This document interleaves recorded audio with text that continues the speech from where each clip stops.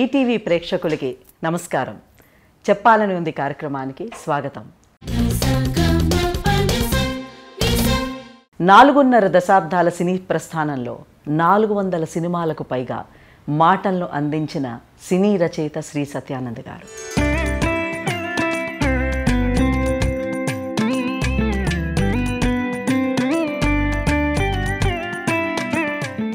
అలాగే దివంగత ఎన్టీఆర్తో పాటు ఎంతోమంది సినీ అగ్రహీరులకు విజయవంతమైన సినిమా కథల్ని, సంభాషణల్ని వారు అందించారు.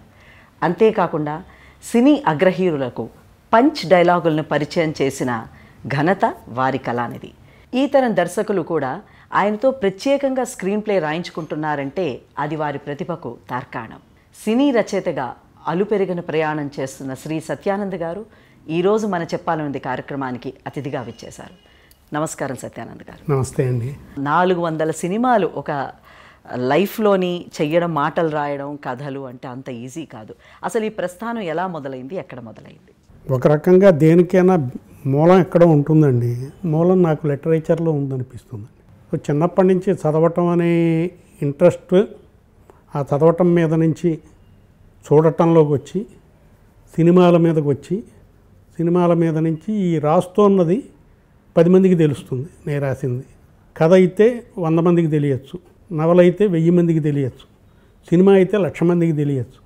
సో నేను రాసేది ఎక్కువ మందికి తెలియటానికి మ్యాక్సిమం ఉన్నది సినిమా అన్నది అనిపించింది. అంటే సినిమాల్లోకి మాటల రచయితగా రావాలనేసి మీరు ఫిక్స్ అయ్యి వచ్చారా, లేకపోతే ఇంకో విధంగా వచ్చి మాటల రచయితగా స్థిరపడ్డారా? అంటే నేను బేసిక్గా ముందు రచయితనండి. సినిమాలకి రాకముందు కథలు రాయటం అయితేనే, ఏదో కవితలు రాయటం అయితే రాశాను. ఇది సినిమాలకి హెల్ప్ అవుతుందన్నది నాకు ఉంది. అంటే అసలు సినిమాల్లోకి వద్దాం, ఆ తర్వాత మనం అనుకున్న రైటర్ వైపున వెళ్ళడానికి ఛాన్స్ ఉంటే వెళతాం, లేదా ఇంకోటి చేస్తాం. సో అలాగా ఒక particular goal is cinema, not particularly writing. Writing will help అని ఫీల్ అయ్యాను తప్పిస్తే రైటింగే చేస్తానని అనుకోలేదండి. మీకు ఆదుర్తి సుబ్బారావు గారు, మీ గురువు గారు, మీకు హెల్ప్ చేశారు సినిమా రంగంలోకి రావడానికి అని విన్నాం, నిజమేనా? ఆదుర్తి సుబ్బారావు గారు గురువు గారు అవ్వడానికి ముందు నాకు మామయ్య అవుతాడండి. మదర్కి ఎల్డర్ బ్రదర్. ఆయన చిన్నప్పుడు మామూలు మామయ్యగానే తెలుసు, దూరం నుంచి చూడడం. ఎప్పుడో ఆయన షూటింగ్లో అయ్యి మధ్యలో రాజమండ్రి వస్తే నేను రాజమండ్రిలోనే చదివేవాడిని చిన్నప్పుడంతా. మీ స్వస్థలం రాజమండ్రి? పుట్టింది పెరిగింది అంతా రాజమండ్రి. ఆ చుట్టుపక్కల ఊళ్ళల్లోనే మా వాళ్ళు ఉండేవారు, కాకినాడ, పిఠాపురం ఇవన్నీ. అక్కడి నుంచి చెన్నై వచ్చేసాను. చెన్నై వచ్చే టైంకి నాకు మా అంకుల్ దగ్గరికి వచ్చి సినిమాల్లోకి ప్రయత్నం, నేను నీకున్న క్వాలిఫికేషన్ ఏమిటి, ఎందుకంటే డిగ్రీలు పనికిరావండి సినిమాకి, అవును, కనుక నీకున్న క్వాలిఫికేషన్ ఏమిటి అని ఆయన అడిగితే రాయటం అని చెప్పడానికి ఉందని నేను వచ్చానండి. ఆదుర్తి సుబ్బారావు గారు మిమ్మల్ని ఎలాగ ప్రోత్సహించారు బిగినింగ్లోనే, మీరు మెడ్రాస్ వెళ్ళినప్పుడు కొత్తలో? ఆయన ప్రోత్సహించలేదండి. పైగా కావాలంటే డబ్బులు ఇస్తాను, టికెట్ కొనుక్కొని ఇంటికి వెళ్ళిపో అని చెప్పారు. సినిమా ఇండస్ట్రీలో ఎప్పుడు ఎవరు ఏమవుతారో ఎవరికీ తెలియదు. మనం ఈవేళ కూడా చూస్తున్నాం, చాలా పెద్ద డైరెక్టర్ల తాలూకు పిల్లలు కానీ, పెద్ద హీరోల తాలూకు పిల్లలు కానీ అంత అవ్వాలని రూల్ లేదు, అవ్వటం లేదు కూడా. ఎవరు అవుతారు, ఎవరెవరు ఎక్కడో ఊరి నుంచి ఊరు పేరు లేకుండా వచ్చిన కొణిదెల శివశంకర ప్రసాద్ చిరంజీవి అవుతాడని ఎవరూ అనుకోలేదు. అలాగే ఒక పెద్ద డైరెక్టరు, పెద్ద హీరో తాలూకు కొడుకు హీరో అవ్వాలని లేదు. సో అందుకని ఏమిటంటే కావాల్సిన వాళ్ళని ఎవరు పెద్ద ఎంకరేజ్ చేయరండి. అందులో ఇప్పుడు పర్వాలేదు, కొంచెం అంతా బాగా వస్తున్నారు, ఎంకరేజ్ చేస్తున్నారు, సరే అంటున్నారు. 40 years బ్యాక్ లేకపోతే 45 years బ్యాక్ ఎందుకు సినిమా నీకు, ఇక్కడ ఏమవుతామో తెలీదు, అందుకని నువ్వు వెళ్ళిపోతే బెటరు. పైగా ఎవరో బయటవాడైతే వాడు నన్ను ఎక్కడికో పోయి తిట్టుకుంటాడు, నువ్వు రిలేటివ్ ఎదురుగుండా కూర్చొని తిట్టుకుంటూ ఉంటే నేను తట్టుకోలేను, అందుకని నువ్వు వెళ్ళిపోతే బెటర్ అన్నదే ఆయన ఫస్ట్ సజెషన్. ఇలాగే అంటారు, ఈయన బాగానే ఉన్నాడు కదా, నేను బాగానే ఉండొచ్చు అన్న ఉద్దేశంతో నేను ఆయన పైకి వచ్చేసారు. నువ్వు పైకి వచ్చావు కదా అంటే చాలామంది రావటం లేదు అంటే ఆయనకి తెలుసున్న మా వాళ్ళలోనే కొందరు అనుకున్న స్టేజ్కి రాలేదండి. అందుకని ఆయన 100 మందిలో ఒకళ్ళు వచ్చారని చెప్పి 100 మంది వస్తారనుకోవడం పొరపాటు. రేస్ కోర్సుల్లో ఒకడు గెలుస్తాడు, 100 మంది డబ్బులు పోతాయి. ప్రతి వాళ్ళు డబ్బులు వస్తాయనే వస్తారు, కానీ వచ్చేది ఒకడికే. పర్సంటేజ్ 1% ఉంటుంది. దానికి ఏంటంటే నేను ఆ 1% నేను అవుదామన్న ఉద్దేశం ఎవడి మటుకు కాడుకున్నట్టే నాకు ఉంది, కనుక నేను ఉందామనే అనుకుంటున్నాను అన్నాను. అన్న ఆయన పెద్ద ఎంకరేజ్ చేయలే. ఫస్ట్ 6 months నేను మెడ్రాసులోనే ప్రయత్నాలు సపరేట్గా ఉన్నాను. అప్పుడు ఇప్పుడు మీరు చెప్పింది నాకు రైటింగ్ వలన ఏమిటి అన్నదానికి హెల్ప్ అప్పుడు అయ్యిందండి. ఆ 6 నెలలు నాకు మెయింటెనెన్స్కి అప్పట్లో pocket books and detective books ఉండేవి, తర్వాత మ్యాగజైన్స్ ఉండేవి. ఇవన్నీ చెన్నైలో ఉండేవండి. వీటి తాలూకు మూలాలన్నీ కూడా అక్కడ ఉండేవి. నేను ఎవ్రీ మంత్ 2-3 పుస్తకాలు రాయటం. ఆ రోజుల్లో డిటెక్టివ్ బుక్కి 300 ఇచ్చేవారు. ఆ రోజుల్లో చాలా ఎక్కువ మనీ. ఎక్కువ. అలాగ నేను నెలకి 1, 2, 3 వీళ్ళని బట్టి రాస్తూ ఒక 6 నెలల పాటు అక్కడే మేనేజ్ చేస్తూ, తర్వాత ఎడిటింగ్ రూమ్లను వెళుతూ ఉండేవాడిని. అక్కడికి ఎవరు వద్దనేవారు కాదు, షూటింగుల దగ్గరికి వెళుతుండే. ఇది కొన్ని రోజులకి ఆయనకి తెలిసింది, వీడు ఇక్కడే తిరుగుతున్నాడని తెలిసి పట్టువదలని విక్రమార్కుడు అక్రమార్కుడు ఏమవుతాడో మనకెందుకని చెప్పి ఆయన పిలిచాడు. సరే నువ్వు ఇంకా వెళ్ళేటట్టు లేవు కనుక ఓ పని చెయ్యి, నీకు నేను ఓ పాయింట్ చెప్తాను, నువ్వు దాన్ని కథ కింద చెయ్యి, అది ఎంత బాగా వస్తుందన్న దాన్ని బట్టి నువ్వు నా దగ్గర చేస్తావా చేయవా అని డిసైడ్ చేస్తాను అని ఓ పాయింట్ చెప్పాను. ఆ పాయింట్ విన్న తర్వాత నేను ఒక 3 months సిన్సియర్గా నాకు తెలిసిన లెవెల్కి దాన్ని చేసి ఆయన దగ్గరికి తీసుకెళ్ళాను. అదే మాయదారి మల్లిగాడ. అది మాయదారి మల్లిగాడి సినిమా అయ్యిందండి. అది ఒక రకంగా నాకు ఎంట్రీ ఇచ్చింది మాయదారి మల్లిగాడు. ఆయన దాంతో యు ఆర్ ఓకే, నువ్వు చెయ్యి, వీలైతే డైలాగులు, అప్పుడు డైలాగులు వేరే రైటర్కి అనుకున్నారు, ఆయన ఆ సమయానికి అవైలబిలిటీ లేకపోవడంతో నువ్వు కథంతా రాసావు కనుక డైలాగులు కూడా రాసి చూద్దాం అసలు అన్నారు. రాశాను, అవి నచ్చాయి. నచ్చిన తర్వాత ఓకే అన్నారు.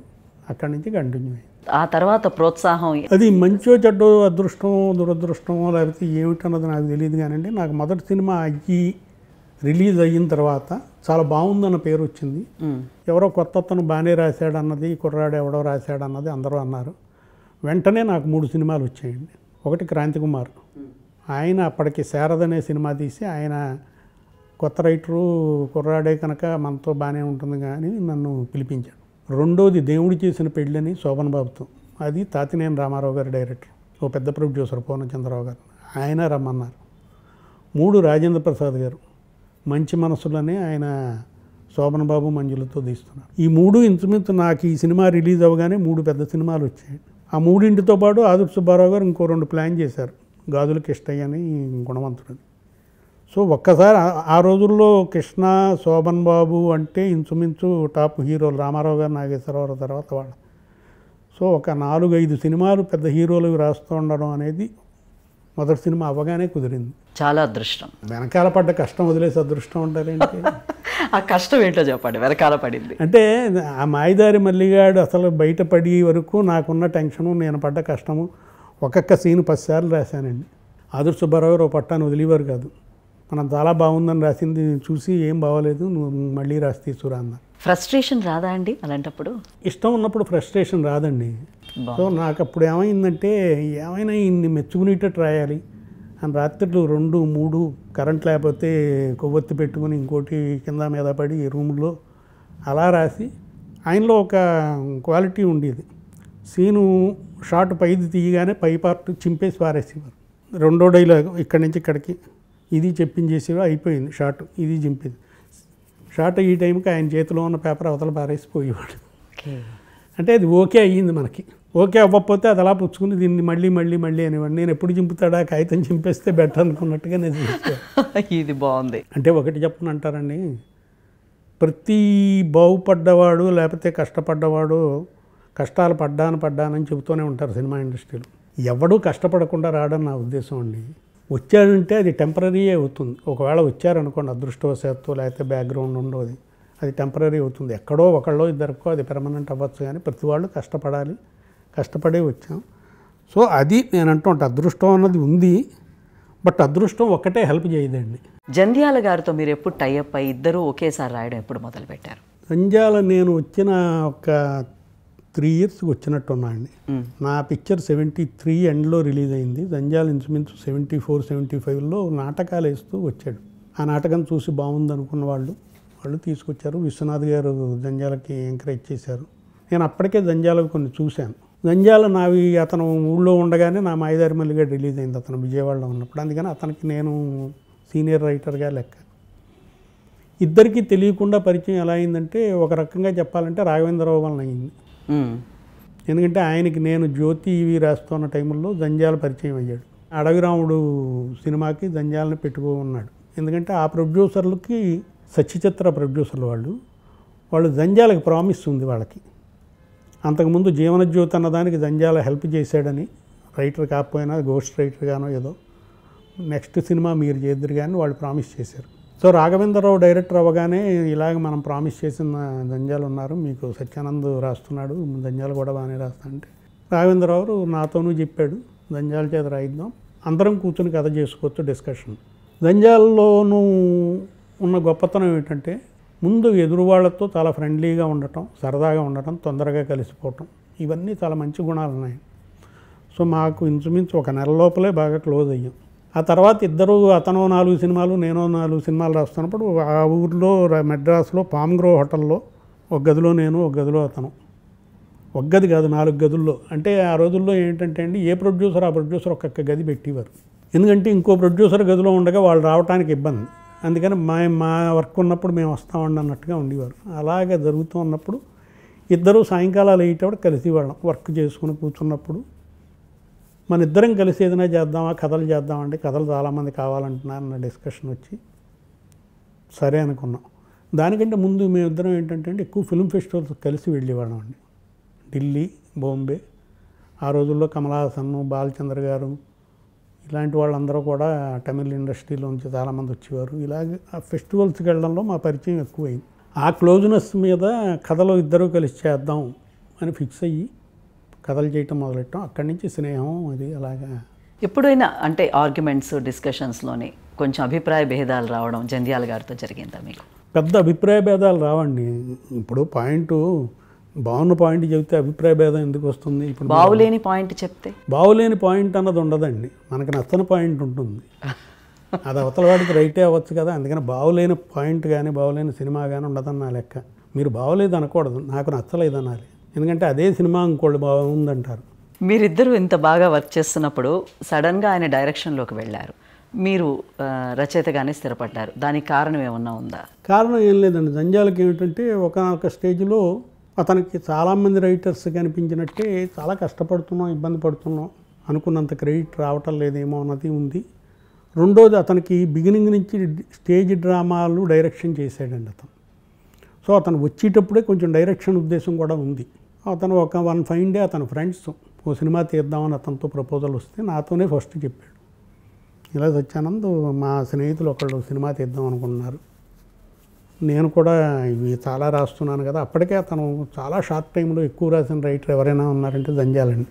అంటే విత్ ఇన్ స్పాన్ ఆఫ్ చాలా లిమిటెడ్ ఇయర్స్లో అతను 100 పైన దాటేసి సినిమాలు. అవును, చాలా ఫాస్ట్ రైటర్ కూడా.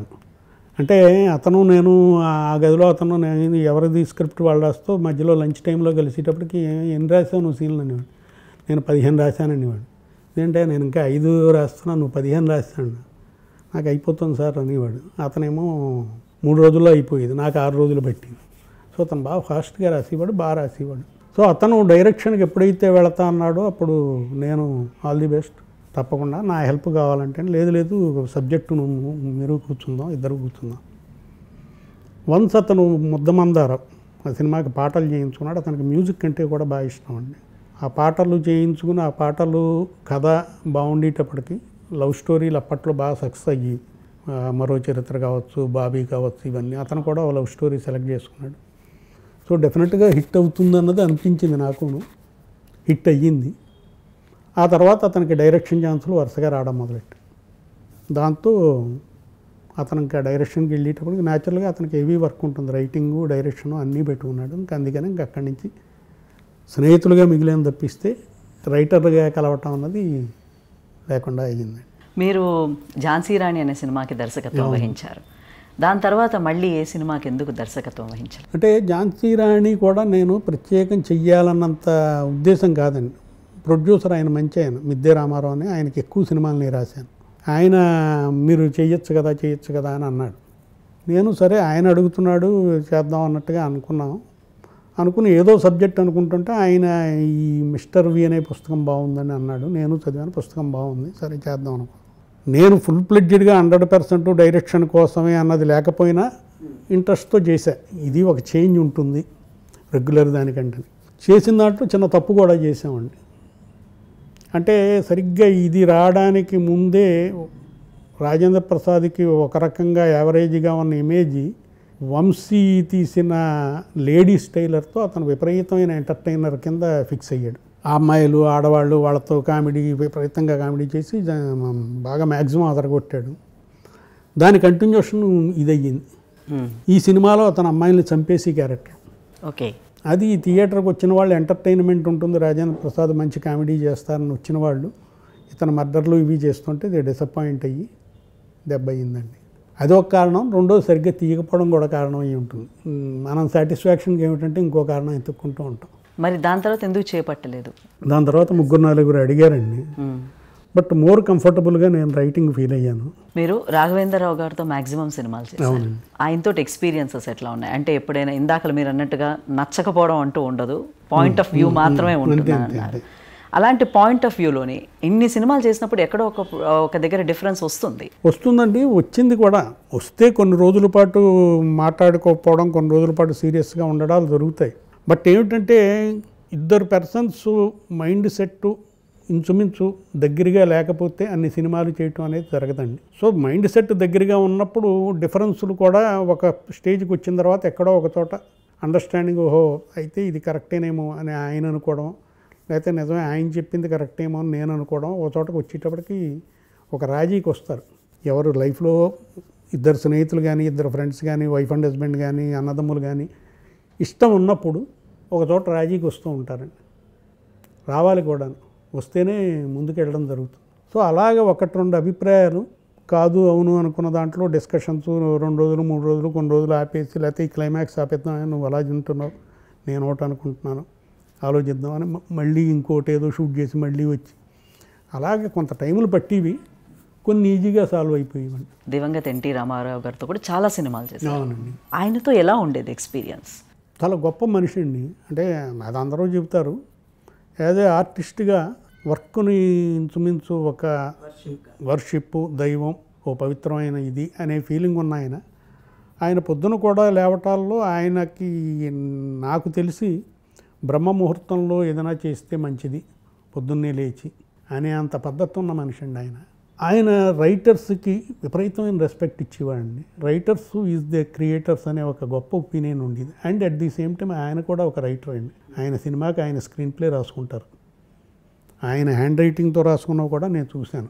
ప్రతి వాళ్ళని బ్రదర్ అన్న, రైటర్ అనగానే రండి కవి గారు అని ఒక రెస్పెక్ట్ ఇచ్చి, కవి గారికి కుర్చీ వేయండి, ఏం కవి గారు ఏం తీసుకుంటారు, ఈ గౌరవం ఇచ్చేవారండి.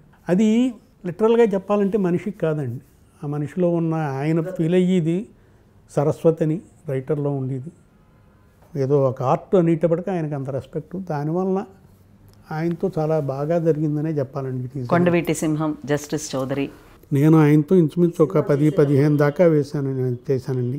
కొన్ని ఫ్లాప్లు అయ్యాయి, 1-2. రాఘవేంద్రరావు నా కాంబినేషన్లోనే రౌడీ రాముడు, కొంటకృష్ణుడు మేము అనుకున్న సక్సెస్ అవ్వాల.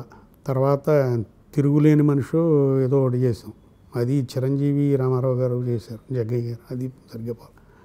కొన్ని పవనం ఉన్నాయి కానీ జస్టిస్ చౌదరి, కొండవీటి సింహం, గజ దొంగ ఇలాగ పెద్ద హిట్లు కూడా చాలా ఉన్నాయండి. అవి చేసేటప్పుడు ఆయన ఎంత రెస్పెక్ట్ ఇస్తారంటే డైరెక్టర్కి కానీ రైటర్కి కానీ. రాఘవేంద్రరావు గారు షార్ట్ చెబుతుంటే being a great director, Rama Rao గారు చాలా గొప్ప డైరెక్టర్ అండి, గ్రేట్ డైరెక్టర్. ఆయన ఏమనేవారంటే, ఏం బ్రదర్ ఏమిటి ఎలా చేయమంటారు అనేవారు. ఈయన ఏం చెప్తే అదే చేసేవాడు తప్పిస్తే కాదు ఇలా చేయొచ్చు కదా అలా చేయొచ్చు కదా అని ఇప్పుడు అంటుపడలే. అంటే టోటల్గా డైరెక్టర్ యాక్టర్ ఆయన, కంప్లీట్ డైరెక్టర్ యాక్టర్ను. పైగా డైరెక్టర్ అన్న మనిషి ఎంతో ఆలోచించుకుని, ఎన్నో ఊహించుకుని, ఎంతో దాని మీద వర్క్ చేసి వస్తారని ఒక నమ్మకం. సడన్గా సెట్లోకి వచ్చి ఇక్కడ నాకు తెలుస్తున్నది గబుక్కుని చెప్పడం కరెక్ట్ కాదని ఆయన ఉద్దేశం.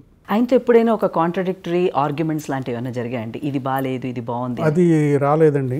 పెద్ద డైలాగులు నేను జస్టిస్ చౌదరిలో అనుకుంటా 2-3 పెద్ద డైలాగులు ఆయన చదివి ఆయన కళ్ళు మూసుకుని ఉండేవాడు. అంటే అది ఆయన లోపల ఆలోచనలో ఉండేవాడు. కవి గారు దీన్ని ఇలా చెబితే ఎలా ఉంటుంది అని ఏదైనా చిన్నది అనేవారు తప్ప, నచ్చి తప్పు లేదు అనుకుంటే ఆయన అస్సలు మాట్లాడేవారు కాదండి. అంటే ఎప్పుడైనా ఆయన చెప్పింది మీకు నచ్చలేదు, ఇది నేను చెప్పింది కరెక్ట్ అని మీరు కన్విన్స్ అయినప్పుడు ఆర్గ్యుమెంట్ లాంటిది ఏదైనా జరిగిందా? నేను రాఘవేంద్రరావు గారు వెళ్ళాము తెల్లారుదామున జస్టిస్ చౌదరి కథ చెబుదామని. ఆయన ఏమన్నారంటే, జడ్జి అంటే ఏముంటుందండి, మామూలుగా కొట్టడం, జడ్జి కూర్చుని ఉంటాడు, ఏమిటి పెర్ఫార్మెన్స్ ఇదే అన్నారు. అప్పుడు రాఘవేంద్రరావు గారు, సార్ ఇది ఫ్యామిలీ డ్రామా, ఇది ఫ్యామిలీ డ్రామా, జడ్జికి ఎక్కువ ఎంత స్ట్రగుల్ ఉంటుంది, ఒక నీతి, నిజము, ధర్మము వీటినన్నిటి కాపాడ చెప్పేటోడికి ఆయన వెంటనే అర్థం చేసుకున్నారు. వెరీ గుడ్ రాఘవేంద్రరావు, మీ మీద నాకు నమ్మకం ఉంది, కథ ప్రొసీడ్ అయిపోండి అంతే. అంటే రెండు రకాలు, ఒకటి కొంచెం వినగానే ఆయనకి విషయం అర్థమైంది, రెండోది అవతల చెప్పి మనిషి మీద నమ్మకం. ఈ రెండింటి కారణంగా రామారావు గారు అంతకాలం రాఘవేంద్రరావు గారు రామారావు గారు ట్రావెల్కి కూడా because of belief on the director and అతను తీసుకురాగలడు, అతను చేయగలడు అని నమ్మకం ఉండేది ఆయనకి. అది ఈయన ప్రూవ్ చేసుకున్నాడు కూడా. రామారావు గారు లాంటి హీరో తర్వాత మీరు నెక్స్ట్ ఎక్కువ సినిమాలు ఏ హీరోకి చేశారు? నాకు పర్సనల్గా ఎక్కువ చేసిన వాళ్ళు చెప్పాలంటే చిరంజీవి గారండి. ఇంచుమించు చిరంజీవి గారు మెడ్రాసు వచ్చి సినిమాల్లో చిన్న వేషాలు వేస్తున్న టైంలోనే నేను చూశాను ఆయన్ని. ఏదో ఒక ఆఫీస్లో నాకు ఎవరో పరిచయం చేశారు, ఈయన చిరంజీవి. అప్పటికే ఆయన ఒక 4-5 సినిమాలు చేశాడు, అప్పుడు పరిచయం.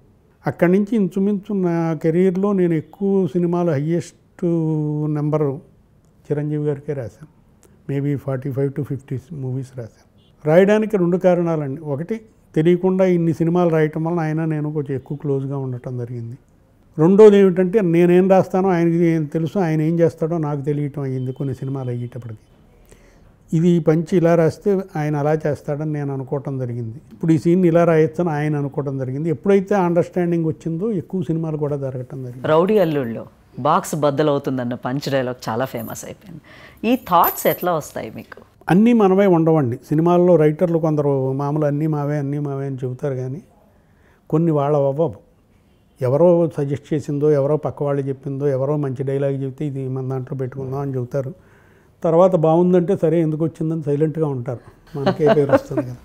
నా ఉద్దేశంలో ఏంటంటే, బాక్స్ బద్దలైంది చిరంజీవి గారు చెప్పారు. చిరంజీవి గారు ఏదో ఫంక్షన్కి వెళ్తూ చిరంజీవి గారికి ఎవరు చెప్పారో కరెక్ట్గా తెలియదు, కానీ చిరంజీవి గారు బాక్స్ అంటే బాక్స్ ఆఫీసు, అది బ్లాస్ట్ అవుతుంది అన్నట్టుగా సరదా అనేటోడికి, అయితే బాక్స్ బద్దలైంది, మనం మేనరిజం చేద్దామండి అని నేను అన్నా. బాగానే ఉంటుందండి ఆ మాస్ క్యారెక్టర్కే అని అన్నాడు. సో ఒక ఇన్స్పిరేషను ఆయన అనడంతో, ఇది బాగుందని రైటర్గా నాకు అనిపించడంతో, దాన్ని ఎన్నిసార్లు ఎలా పెట్టాలన్నది నేను అనుకోవటం వలన ఆ బాక్స్ బద్దలైందన్నది కరెక్ట్గా ఉంది. వన్స్ అది అలవాటు అయ్యేటప్పటికి చిరంజీవి గారు ఏం చేస్తారంటే, చిరంజీవి గారే కాదండి, ఎక్కువ హీరోలు ఒక ఊతపదం కరెక్ట్గా దొరికితే ఎక్కడెక్కడ వెయ్యాలన్నది ఇంకా వాళ్ళు చూసుకుంటూ ఉంటారు. మనం రాయని చోట కూడా ఇక్కడ అనడానికి భలే ఉంది, ఈ మూట్లో నేనంటే బాగుంటుంది అని ఫీల్ అయ్యి ఆయన చెప్పడాలు చాలా చేసి అన్నట్టు. నేను రాసిన వాళ్ళలో మరో ముఖ్యమైన వ్యక్తి, నాకు చాలా ఆత్మీయుడు నటుడు మోహన్ బాబు. ఇండస్ట్రీలో ఇంచుమించుగా ఒరే అనుకునే ఫ్రెండ్స్ ఒకళ్ళిద్దరుంటే దాంట్లో ముందు మోహన్ బాబు ఉంటాడు. తనకి మొదటి సినిమా నేను రాయిపోయినా తన బ్యానర్, ఆ లక్ష్మీ ప్రసన్న బ్యానర్కి మొదటి సినిమా, రెండో సినిమా, మూడో సినిమా, ఎన్నో సినిమాలు రాశాను. నైస్ పర్సన్, నాకు చాలా కావాల్సిన మనిషి. చాలామంది ఇప్పుడున్న టాప్ హీరోస్కి తెరంగేట్రం లాంటిది చేశారు, మాటల్లో తెరంగేట్రం. ఎవరెవరికి చేశారు అది? ఫస్ట్ది నాగార్జున గారండి, విక్రమ్ సినిమాకి నాగేశ్వరరావు గారికి అప్పటికే నేనంటే కొంచెం అభిమానం అయితేనే, లేకపోతే ఆయనకి నేను అప్పటికి కొన్ని సినిమాలు రాశాను. ఆయన స్టూడియోలో చేస్తున్న సినిమాలకు కూడా నేను చేసినప్పుడు ఆయన చాలా ఇదిగా పలకరించారు. దానికి మధుసూదన్ రావు గారు డైరెక్టర్. మధుసూదన్ రావు గారికి నేనంటే బాగా, ఆయనకి అప్పటికి కొన్ని సినిమాలు రాశాను. ఇద్దరే అని, కృష్ణరాజు శోభన్ బాబు చేసింది, జడ్జి గారికి వాళ్ళు ఇలాగ. అందుకని ఆయనకి నాతో కంఫర్టు, నేను రాస్తే బాగుంటుందన్న ఫీలింగ్. వాళ్ళు రైటర్ ఎవరిని పెట్టుకుందాం అన్నప్పుడు సత్యానందన్ అంటే, నాకు మెడ్రాస్లో నేను ఉండేవాడిని. వెంకట్ గారు మా ఇంటికి వచ్చారు, నాగార్జున పెద్ద బ్రదర్. అప్పుడు అన్నీ ఆయన చూసేవాడు. మీరు అని నాన్నగారు, మేము డైరెక్టర్ గారు అన్నారండి, ఎవరిని అడిగినా మీరు రాస్తే బాగుంటుంది అంటున్నారు అని అన్నారు. సరే అన్నాను. నాగార్జున గారికి నేను స్క్రిప్ట్ రాసి వెళ్ళా. ఫస్ట్ టైం అప్పుడే నాగార్జున నేను చూసింది కూడా ఇంచుమించు చిన్నప్పుడు ఎప్పుడైనా చూసానేమో, నాకు అసలు ఐడియా లేదు. ఆయన ఫస్ట్ టైం అన్నపూర్ణ స్టూడియో లోపల ఆఫీస్ దగ్గరే నేను దిగితే అప్పుడే అతను దిగాడు. సన్నంగా పొడుగ్గా ఉన్నాడు, పెద్ద జుట్టు ఇదిని. కానీ అతన్ని అందరూ డైరెక్టర్లు అన్నా అందరూ కాదు, చూస్తే మనిషిలో కళ్ళులో ఒక పవర్ ఉన్న ఫీలింగ్ ఉండేదండి నాగార్జున. సో మేము అనుకుంటున్న క్యారెక్టర్ అది హిందీ సినిమా హీరో అన్నది కొన్నారు. ఆ క్యారెక్టర్కి బాగుంటాడు, అందులో ఆ కళ్ళు, ఆ చూడడం ఇదంతా బాగుంటాడు ఈ అబ్బాయి అని నాకు అనిపించింది. మధుసూదన్ రావు గారు కూడా పర్ఫెక్ట్ మనకి, పైగా నాగేశ్వరరావు గారు చేస్తున్నారు.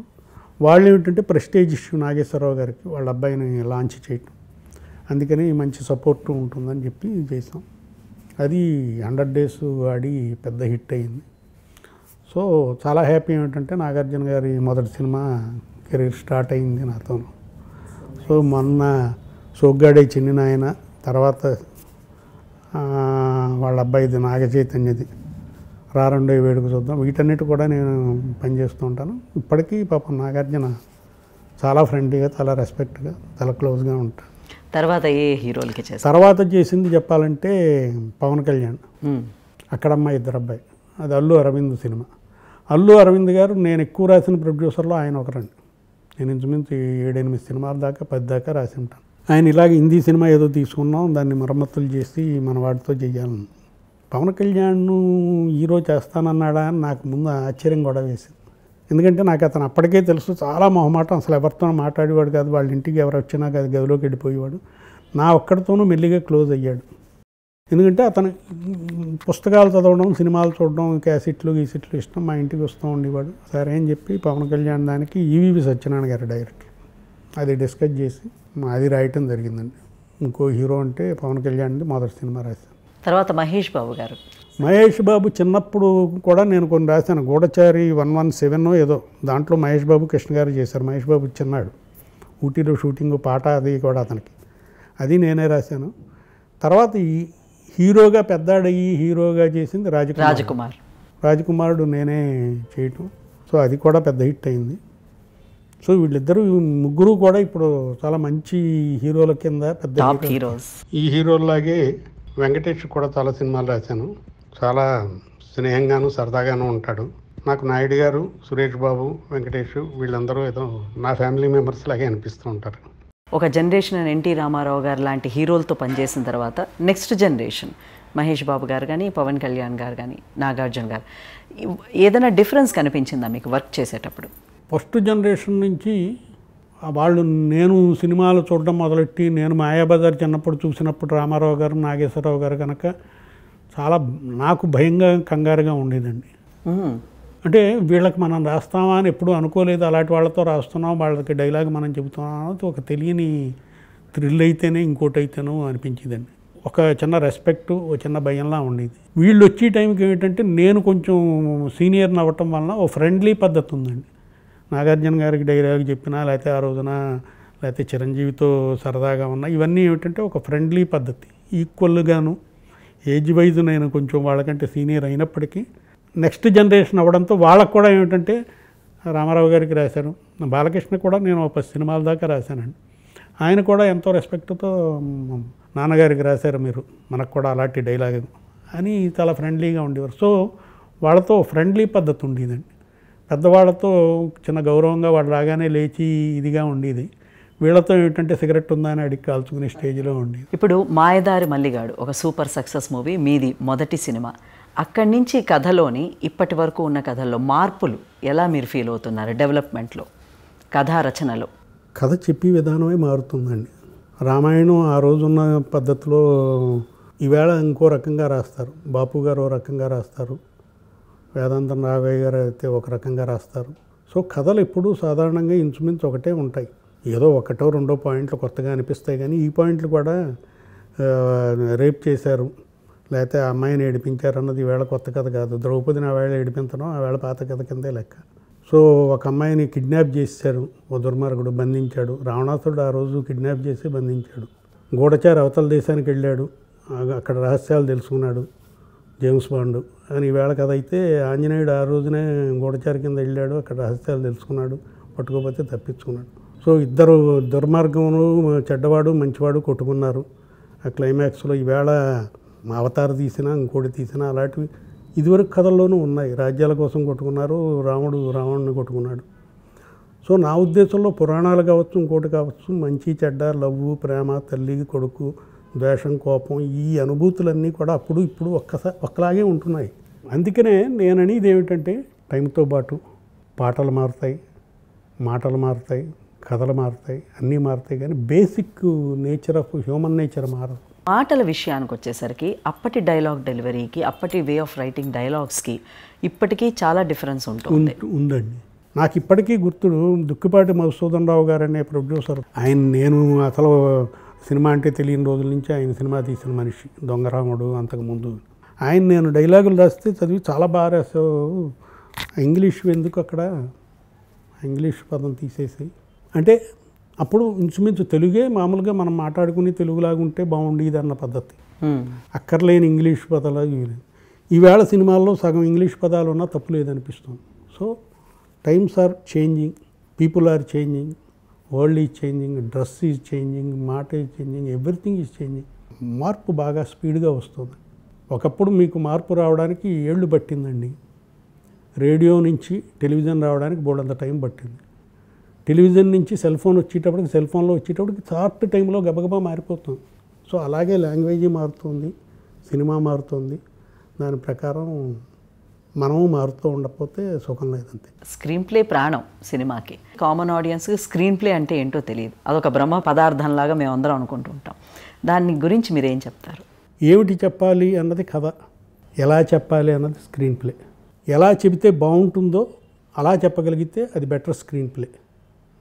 ఆడియన్స్ని కూర్చోబెట్టి మొదటి నుంచి చివరి వరకు కదలకుండా కూర్చోబెడితే that is best screen play, not best story.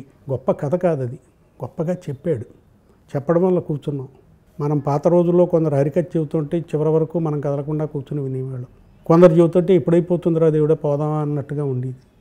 కొందరు స్టేజ్ మీద మాట్లాడుతుంటే వినబుద్ధేస్తుంది, వీడు ఇంకా మాట్లాడితే బాగుండు అనిపిస్తుంది. ఓ పుస్తకం చదవడం మొదలెడితే ఇంకా ఇంకా అయిపోకుండా ఉంటే బాగుండు అనిపిస్తుంది. ఓ పుస్తకం మొదలెట్టగానే ఇది ఎందుకు ఇంకో పుస్తకం. This is way of telling.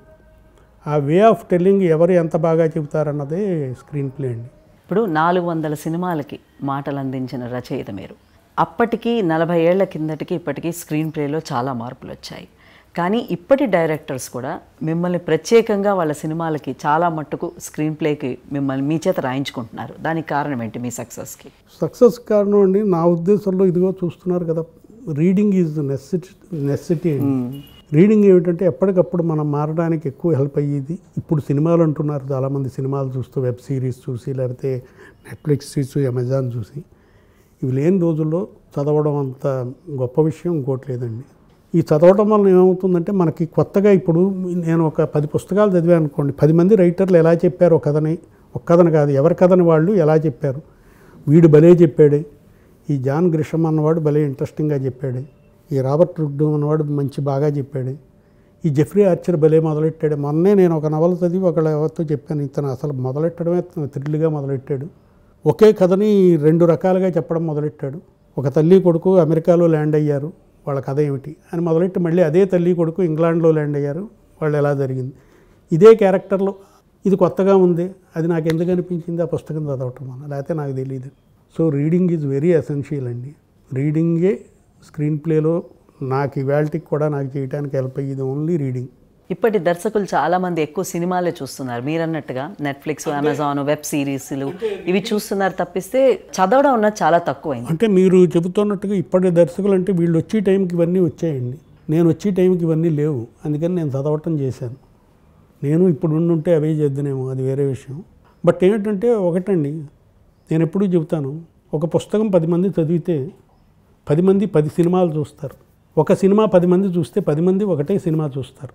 So ఎవరి ఇమాజినేషన్కి తగ్గట్టు వాళ్ళు ఆలోచించుకోవచ్చు పుస్తకం. కేవలం మాటల వల్లే ఒక సినిమా హిట్ అయింది అని ఏమన్నా ఒక సినిమా మీరు చెప్పగలరా మీ కెరియర్లో? అంటే కొన్ని సినిమాలు ఉంటాయండి, వాటిని బయటకు వచ్చి చెప్పుకుని మాటల వలన నాది చెప్పాలంటే నా వరకు నా మొదటి సినిమా మాటలకి చాలా ఇంపార్టెన్స్ ఉంది. మాయదారి మల్లిగాడు కోర్టు సీన్లు చాలా బాగున్నాయని బయటకు వచ్చి దాని గురించి మళ్ళీ చెప్పుకుని, ఎప్పుడైతే బయటకు వచ్చి మాటలు చాలా బాగున్నాయి, మాటల కోసం చూడొచ్చు అని అనుకోగలుగుతారు. ముళ్ళపూడి వెంకటరమణ గారి ముత్యాల ముగ్గు ఉందనుకోండి, దాన్ని రికార్డ్ చేశారు రావు గోపాలరావు గారిని. అలాగే నూతన్ ప్రసాద్ గారు చేసిన కొన్ని సినిమాల మాటల వలన మళ్ళీ చూద్దామన్న పద్ధతి అయింది. సో మాటల వలన హిట్ అవ్వటం అనేది కొన్ని సినిమాలకు ఉంటుందండి. దాంట్లో ఆ క్యారెక్టరు షోలే ఎంత పెద్ద హిట్ అయినా దాంట్లో గబ్బర్ సింగ్ అనే క్యారెక్టర్ చెప్పి డైలాగులే ఇవాళకి పిల్లలు చెప్పుకుంటున్నారు, జనం చెప్పుకుంటున్నారు. సో ఇలాంటి వాటిలో మాటల వలన హిట్ అయింది ఉంటుంది. కాకపోతే వాటి టోటల్ హిట్ అయిన దాంట్లో మాటలు ఇంపార్టెన్స్ ప్లే చేస్తుందండి. టోటల్గా క్రికెట్లో గెలిచినా సచిన్ 100 కొట్టాడు అన్నది బయటకు వచ్చి చెప్పుకుంటాం. అలాగే టోటల్గా పిక్చర్ హిట్ అయినా రైటర్ బాగా రాశాడని చెప్పుకున్నప్పుడు సంతోషించవలసిన విషయం. ఇప్పటి సినిమాల్లో మాటలకి ఎంత ప్రాముఖ్యత ఉంది? నా ఉద్దేశంలో మాటలకు ఎక్కువ ప్రాముఖ్యత ఉండకూడదండి. సినిమా దృశ్యం, మాటలు రేడియో సినిమా కాదు, మన రేడియో నాటి కాదు. సో మీరు చెప్పగలిగింది ఆల్రెడీ ఇచ్చికాక్ లాంటి పెద్ద గొప్ప దర్శకుడు ఏం చెప్పాడంటే, మాటలు అనేది ఇంకా ఇద్దరి మధ్యన ఉన్న ఫీలింగ్ ఏదైనా చెప్పడానికి ఒక మ్యూజిక్ లాగే హెల్ప్ అవ్వాలి తప్పిస్తే అవే మెయిన్ అవ్వకూడదు. అవి ఆర్టిస్టులను డామినేట్ చేయకూడదు, సినిమాని డామినేట్ చేయకూడదు, స్క్రీన్ని డామినేట్ చేయకూడదు, పిక్చర్ని డామినేట్ చేయకూడదు. మాటలు ఎంతవరకు ఉండాలో అందుకనే ఇంగ్లీష్ సినిమాల్లో 3 వంతులు సినిమాల్లో డైలాగ్స్ అని ఉండదండి కార్డు. స్క్రీన్ ప్లేయే ఉంటుంది. స్క్రీన్ ప్లేలోనే మీకు కావాల్సిన డైలాగులు కొన్ని యాడ్ అయ్యి ఉంటాయి. ఆంగ్ల సాహిత్యం ఇన్ఫ్లుయెన్స్ మీ మీద చాలా ఉందంటారా? నా మీద ఎక్కువ ఉన్నది ఏమండి సంస్కృత సాహిత్యం అండి. ఎందుకంటే నేను చదివింది ఓరియంటల్ హై స్కూల్, అది సంస్కృతం స్కూల్ రాజమండ్రిలో. తర్వాత తెలుగు పుస్తకాలు, తర్వాతే ఇంగ్లీష్కి వచ్చానండి. కనుక ఆంగ్ల సాహిత్యం ఇన్ఫ్లుయెన్స్ అని కాదండి, టోటల్గా సాహిత్యం ఇన్ఫ్లుయెన్స్ ఉండదు. నాకు బాగా గుర్తు, ఎందుకంటే నేను ఇవాళకి అది ఎప్పుడైనా చెప్పుకోవాల్సి వస్తే, జ్యోతి అనే సినిమాకి ఒక మంచి డైలాగ్ కావాలని రాఘవేంద్రరావు ఒక పర్టికులర్ సిచ్యుయేషన్లో అడిగాడు. షూటింగ్ జరుగుతోంది, అక్కడ మంచి డైలాగు, మన ఇద్దరం అంటే హీరో హీరోయిన్ నువ్వు నేను విడిపోం, మన ఇద్దరం ఇప్పుడు కలిసి ఉంటామని బాగా చెప్పాను. నాకు ఏం చెప్పాలని తెలియని టైంలో గబుక్కుని నేను ఎప్పుడు చిన్నప్పుడు సెకండ్ ఫామ్లో చదివా రఘువంశం. వాగర్ధ సంపృప్తో వాగర్ధ ప్రతిపత్తి, అంటే మాటలో శబ్దంలాగా కలిసిపోయిన మనం అని ఉంది. నేను అది ఇక్కడ ఏమని రాశానంటే, మాటలో అర్థంలా కలిసిపోయిన మనం ఎలా విడిపోతాం, కలిసే పోతాం, అంటే కలిసే చచ్చిపోతాం. ఈ ఆలోచన నాకు ఎందుకు వచ్చిందంటే రఘువంశం నాకు గుర్తుకు రావటం మన శ్లోకం. సో నేను అనేది లిటరేచర్ ఇంగ్లీషా తెలుగా అన్నది వదిలేస్తే ఇవన్నీ కూడా ఒక కథ ఇప్పుడు పుస్తకం చదవగానే సినిమాకి ఉపయోగపడుతుందా అని కొందరు అంటారు. అలా ఉపయోగపడదండి. అన్నీ చదివిన తర్వాత అవన్నీ బుర్రలో ఉండి అవన్నీ ఎప్పుడు ఉపయోగపడాలో అప్పుడు ఉపయోగపడతాయి. ఎక్కువగా మీరు నవల ఆధారిత సినిమాలకి మాటలు రాశారని అంటారు, నిజమేనా? చాలా రాశానండి. ఎందువల్ల అంటే దీనికి నేను కథ క్రియేట్ చేయటం అన్నది పక్కన పెడితే, ఓ ప్రొడ్యూసర్ ఓ నవల కొనుక్కొచ్చాడు. దుక్కుపాటి మధుసూదన్ రావు గారు నవల్స్ కొనుక్కొచ్చే ప్రేమలేఖలు, రాధాకృష్ణ, ఆయన కొనుక్కొచ్చాడు. ఈ నవల మనం సినిమా తీస్తున్నాం అన్నాడు. సరే అన్నాం. సి ఆనందరామన్ గారిది క్రాంతికుమార్ జ్యోతి కొనుక్కొచ్చాడు, ఆయనది రాశాం.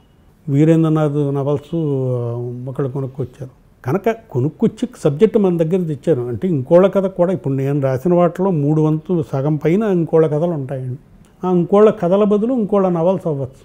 మనం కథ చెప్పగలిగామంటే ఇంకో చోట చెప్పుకోవచ్చు. వాళ్ళు మీరు ప్రొడ్యూసరు, మీరు నవల తెచ్చుకున్నారు, ఈ సినిమా తీద్దాం అనుకుంటున్నానండి అంటే నేను దాన్ని స్క్రీన్ ప్లే చేసి డైలాగులు చేసి చేస్తాను. కానీ ఆపండి నా దగ్గర కథ ఉందని అనం కదా. రజనీకాంత్ గారితో మీరు ఆమె కథ సినిమాలో ఆయన విలన్గా చేశారు. అవును. ఆ టైంలోని కొన్ని డైలాగులు మీరు రాసినవి మార్చారని విన్నాం, నిజమేనా?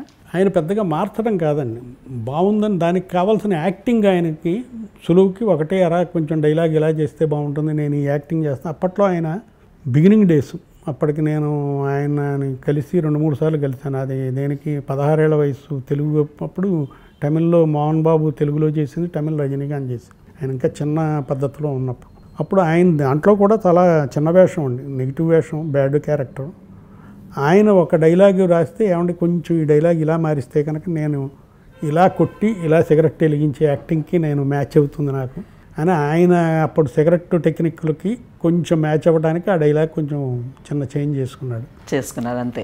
అలాగే మన కమల్ హాసన్ గారు ఒక రాధా ఇద్దరు కృష్ణుల్లోని మీరు రాసిన డైలాగ్స్ అంటే కమల్ హాసన్ ఒక రాధా ఇద్దరు కృష్ణులు టైం అప్పుడు షూటింగ్ అంతా ఇన్స్ట్రుమెంట్స్ అక్కడే ఉన్నాయండి. Because I'm very happy with Kamal Haasan. ఎందుకంటే అతను కూడా చాలా పుస్తకాలు చదవటం, లిటరేచర్ చదవటం, సినిమాలు చూడటం ఉంది కనుక ఆయనతో కూర్చున్నప్పుడు డైలాగులు న్యాచురల్గా, ఇప్పుడు చిరంజీవి గారితో కూడా అప్పుడప్పుడు డైలాగులు ఆయన మార్చుకుంటూ ఉంటారు. డైలాగులు మార్చుకోవడం అనేది కొందరు తప్పు అనుకుంటారు, కానీ డైలాగులు మార్చుకోవడం నా ఉద్దేశంలో it is for the comfort of the artist.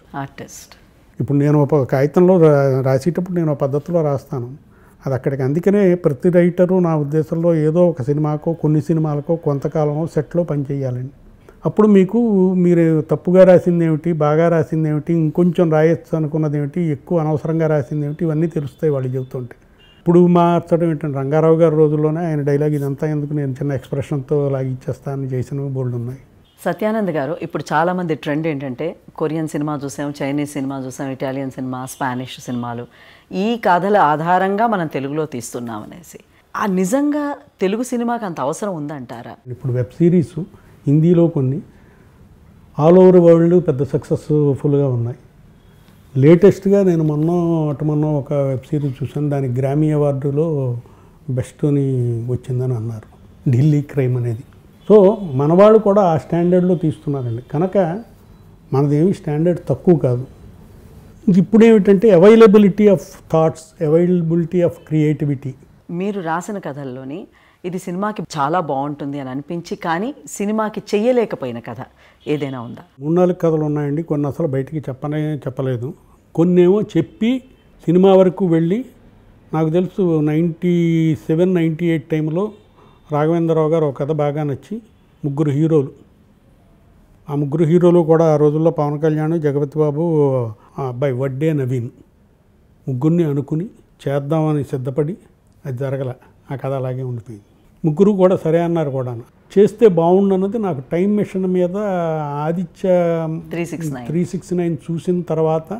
అంతకుముందే నేను 70s టైమ్ ఆఫ్టర్ టైమ్ అని ఒకటి వచ్చిందండి, చాలా గొప్ప సినిమా టైం మెషిన్ మీద. నేను అది చూసి ఒక టైం మెషిన్ మీద ఒక కథ అనుకున్నాను, అది ఇవాళకి అలాగే ఉంది, అది తీయలేదు. మధ్యలో ఆదిత్య అన్నారు, తర్వాత బాలకృష్ణ గారితో ఇంకోటి మళ్ళీ చేస్తున్నాం అన్నప్పుడు కూడా నేను దానికి పనిచేశాను సంగీతం గారు, అది ఆగిపోయింది ఒక 3 years బ్యాక్. బాలకృష్ణ స్టిల్ ఆయన కనిపిస్తే ఏంటి మన సినిమా ఎప్పుడు అంటూ ఉంటాడు. ఇంకా కొన్ని రాసుకున్న ఉన్నాయి, అంటే చెప్పలేదు తీద్దాం అన్నదానికి. మీ సీనియర్స్లో మీకు నచ్చిన మాటల రచయిత ఎవరు? నాకు బాగా నచ్చిన మాటల రచయిత అయితే ఆత్రేయ గారు.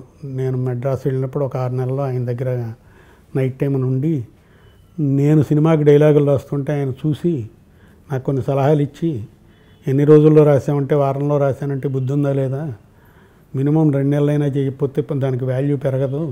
అంటే టైం ఎంత తీసుకుంటే దానికి అంత వాల్యూ, అంటే టైం ఎక్కువ అవుతున్న కొద్దీ ప్రొడ్యూసర్ డబ్బు ఖర్చు అవుతూ ఉంటుంది. డబ్బు దేని మీద ఎక్కువ ఖర్చు పెడితే అది వాల్యుబుల్ ఫీలింగ్ ఉంటుందండి మనిషికి.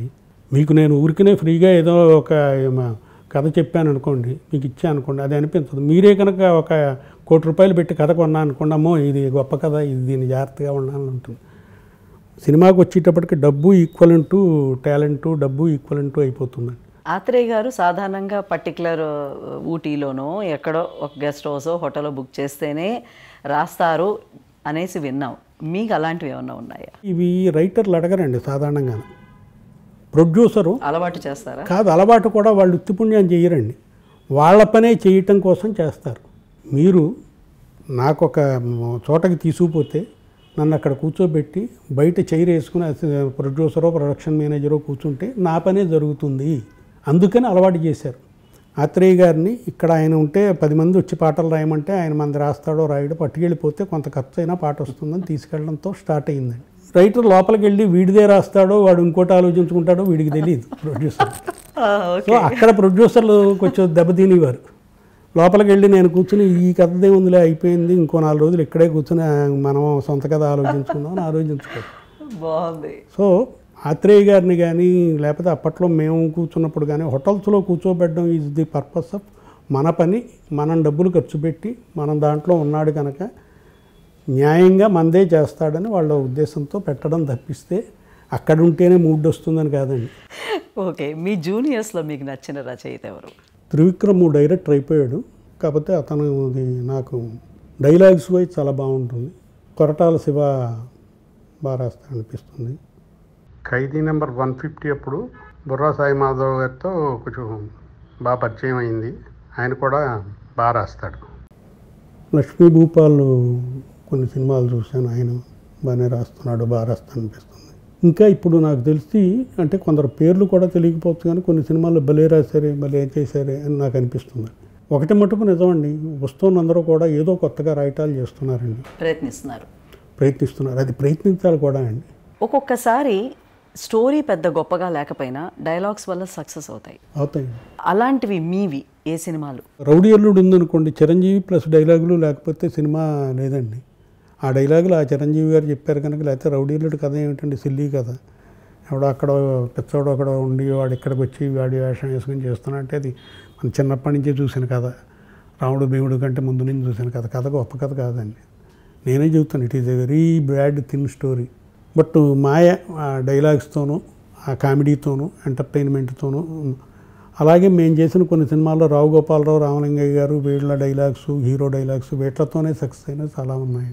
సో అందుకని కొన్ని ఏమిటంటే డైలాగ్స్ సిచ్యువేషన్ ప్రకారం డైలాగు కరెక్ట్గా కుదిరిందంటే డైలాగులు భలే ఉన్నాయని వచ్చే పద్ధతి ఉంటుంది.